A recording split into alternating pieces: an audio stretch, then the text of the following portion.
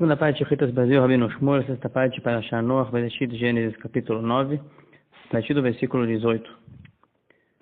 Estes são os filhos de Noach que saíram da arca, vivos, depois do dilúvio. Shem, depois Ham, depois Yefet. Adiante vamos contar um episódio que começou pelo filho de Ham chamado Kenan. Por isso a Torá descreve aqui que Ham é pai de Kenan. Esses são os três filhos de Noach, e desses homens aqui que se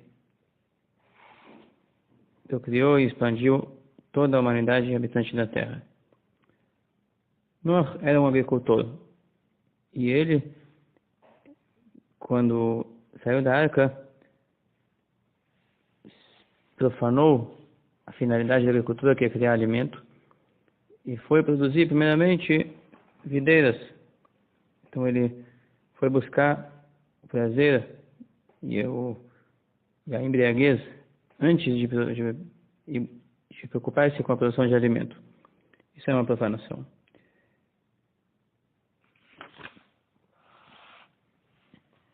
Então ele começou, onde ele tinha videiras para plantar. Então o Rashi diz que em nome do Midrash, que ele levou para dentro da arca, se preocupou com o que fará depois do dilúvio, e já trouxe mudas para dentro da arca. Os galhos e mudas de videiras e de figos, assim diz o Midrash. Além de todos os alimentos que tinha lá dentro, que ele tinha que levar para o ordem divino. Plantou as videiras e já produziu as uvas. Adiante produziu as uvas, fez um vinho e se embebedou, se embriagou. E Vaitgal, literalmente se revelou. O Rashi diz, ele ficou incitado para a procriação durante sua embriaguez. E ficou exposto dentro de sua tenda.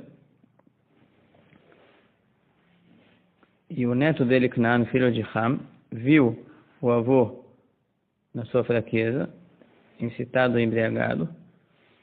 Ele foi chamar o pai, seu pai Ham. Isso já é uma pequena uma difamação, de certa forma. Porque tem que divulgar a fraqueza de alguém. Não deveria divulgar. Mas ele foi chamar o seu pai Ham. E Ham, surgiu um pensamento maligno na sua cabeça. Ele foi e falou para seus irmãos Shem e Yefet: vejam só o pai. Ele quer procriar e ter mais filhos além de nós. Imagina se até Adão, que tinha 2 filhos para dividir o mundo, dividir a posse do mundo, um matou o outro. Esse aqui já tem 3 filhos para brigarem sobre a herança. E ele quer procriar e fazer surgir um 4º filho para concorrer com a gente. Isso ele falou para os irmãos depois de sair. Mas antes de sair,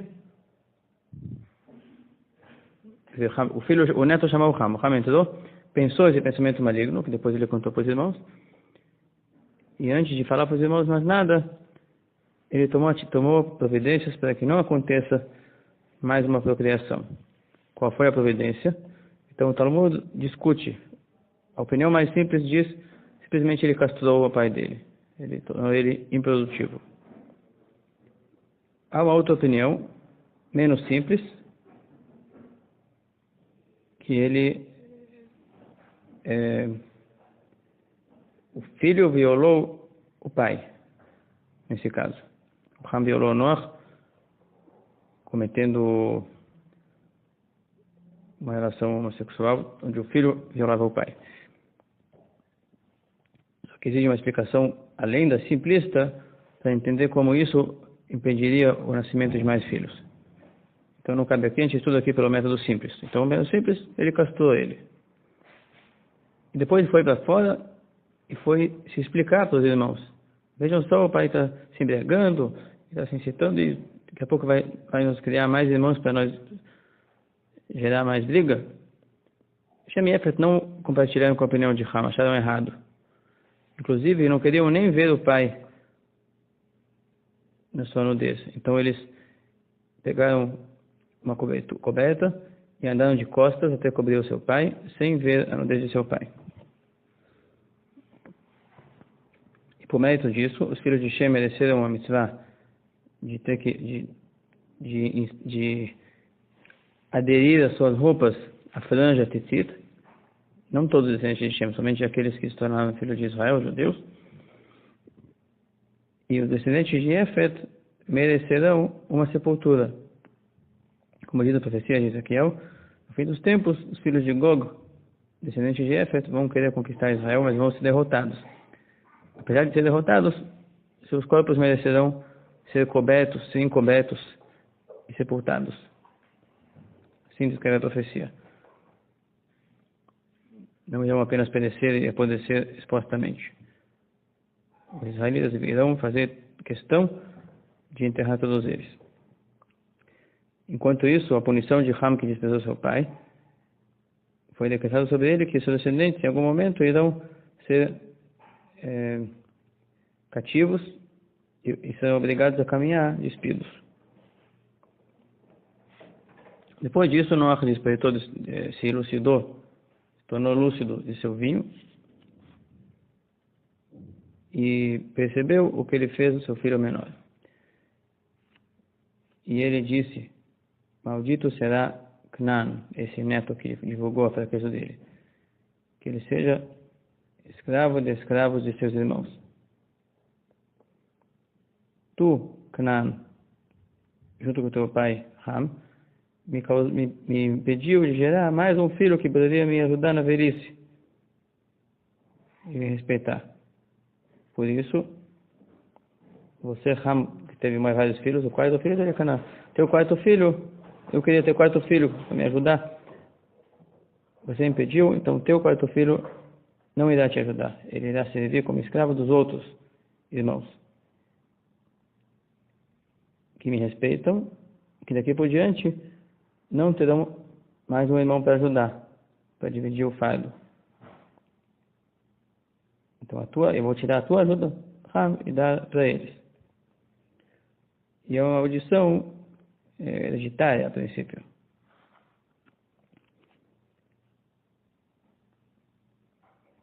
Tu vê que adiante, o Eliezer, escravo de Abraão, queria que Isaac, filho de Abraão, desposasse sua filha, e Abraão lhe disse: tu, por mais que tu seja pessoa justa e querida, mas tu tens uma carga negativa hereditária, que tu és amaldiçoada por ser descendente de Ham. Então eu não quero que minha descendência, que foi abençoada por Deus, irá perder essa bênção e lograr a maldição que você está trazendo com a tua família. Para mostrar, isso aqui que eu estou dizendo aqui para mostrar que a maldição de Noach é uma maldição hereditária. Ao mesmo tempo, ele abençoou a atitude de Shem e de Efet. E disse Noach: bendito seja o eterno Deus de Shem, e que Canaã seja servo para eles.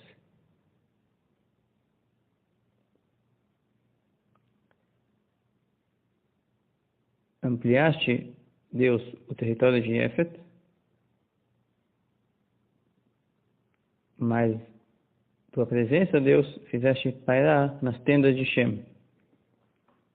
Menos amplo em território, mas lá que paira a Shekhinah. Que da descendência dele vem o povo de Israel.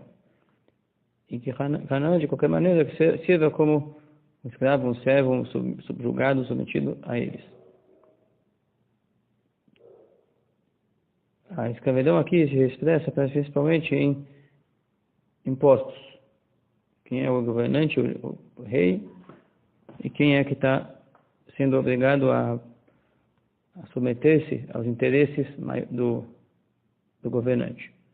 Então, mesmo que haja várias nações no mundo, enquanto algumas são obrigadas, são manipuladas, são obrigadas a servir os interesses das outras, de certa forma elas são escravizadas.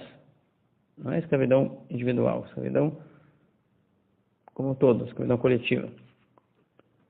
Nesse ponto aqui de escravidão. Tem alguns tipos de escravidão, mas no momento aqui, essa aqui se fala de escravidão coletiva. Noach viveu depois do dilúvio mais 350 anos, E quando ele completou 950 anos, ele morreu. Até que o capítulo 9.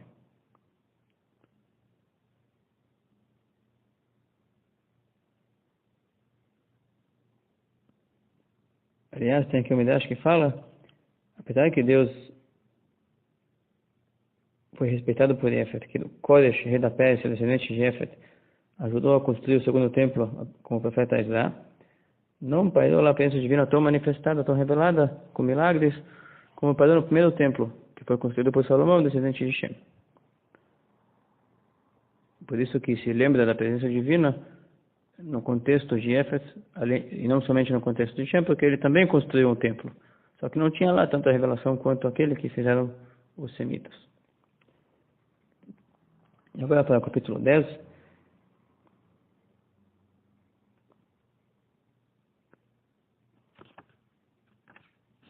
Essa é a descendência do filho de Noach, Shem, Ham e Jefet. Tiveram filhos depois do dilúvio. Os filhos de Jefet eram chamados Gomer, Magog, Madai, que seria talvez o médio, Yavan, que geralmente se traduz como Grécia, Tuval, Meshech e Tiras. Tiras, Rashi faz questão de dizer que Tiras é a Pérsia, da qual veio Koresh, que construiu o segundo templo. Agora vem os netos de Jefet. Os filhos de Gomer são Ashkenaz, Rifat e Togarma. Filhos de Yavan, Elisha e Tarshish, Kitim e Dodanim. A partir desses se dividiram as ilhas, ou os povoados das nações em suas terras, cada qual com a sua língua individual, dividido por suas famílias e seus povos, que eles foram se dividindo, se fragmentando entre línguas diferentes, famílias diferentes e localidades diferentes. Os filhos de Ham são Cush, são 4. Cush, Mitzrayim, que é Egito. Cush seria Etiópia, Mitzrayim seria Egito. Put, não sei dizer, e Canaã, que sabemos são os povos que foram expulsos da terra que era deles e depois se tornou a terra de Israel. Os netos de Ham são filhos de Cush, Sevah, Havilah, Savtar, Amá, Savtecha. Os bisnetos, filhos de Ramá, os bisnetos que lograram importância, são chamados Sheva e Dedan, filhos de Ramá.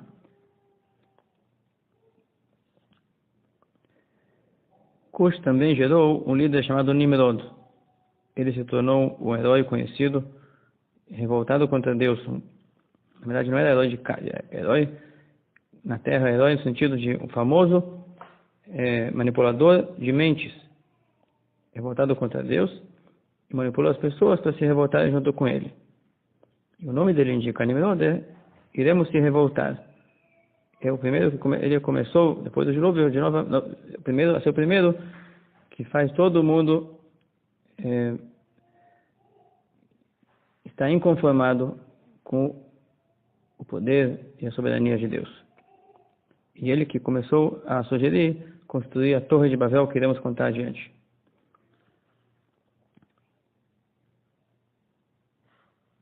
Ele era um manipulador de mentes diante de Deus, contra Deus, e por isso, cada pessoa revoltada e maligna, dizemos que ele é tão revoltado, tão astuto como Nimrod, que era um manipulador de mentes contra Deus. E aqui você vê que os negadores da fé tendem a ser astutos e querem seduzir os demais. Não digo todo indivíduo simples, mas existem aqueles que são o tropeço da geração, que buscam derrubar os outros junto no pecado. Ele começou a reinar na Babilônia, na cidade de Erech, Akkad e Calné, na terra de Shinar. Shinar é o vale onde todos os mortos do dilúvio foram levados pelas águas e soltos ali, lugar fundo. Daquela terra saiu um homem chamado Ashur,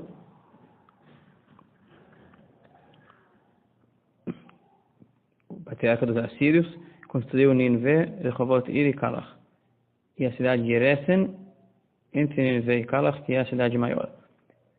Mitzrayim, filho de Ham, gerou as famílias e povos Luditas, Ludim, Anamim, Lehavim, Naftuchim, Patusim, Kasluchim. Esses dois aqui tiveram emprestado suas mulheres uns aos outros, então saiu de lá uma nação de bastardos, chamado Pelistim, filisteus, e Caftorim. Você vê que os filisteus, desde o início, eram bastardos e por isso não tinham vergonha de batalhar contra o povo escolhido por Deus. Canaã gerou Sidon, seu primogênito, e Het. E o Yevusi, Emori, Girgashi, o Rivi, o Arki e o Sini são nomes, e o Arvadi, Tzimari, Hamati. E depois se expandiram outras famílias descendentes de Canaã. E a divisa de Canaã foi desde Sidon até Gerar, e até Gaza, até Asa, e até Sodoma e Gomorra, Admah e Tvoim, até a cidade de Lasha. Esses são os descendentes de Ham para suas famílias, cada qual com suas línguas diferentes, seus idiomas diferentes, seus territórios diferentes e nações diferentes. Vou dividir o áudio para poder enviar.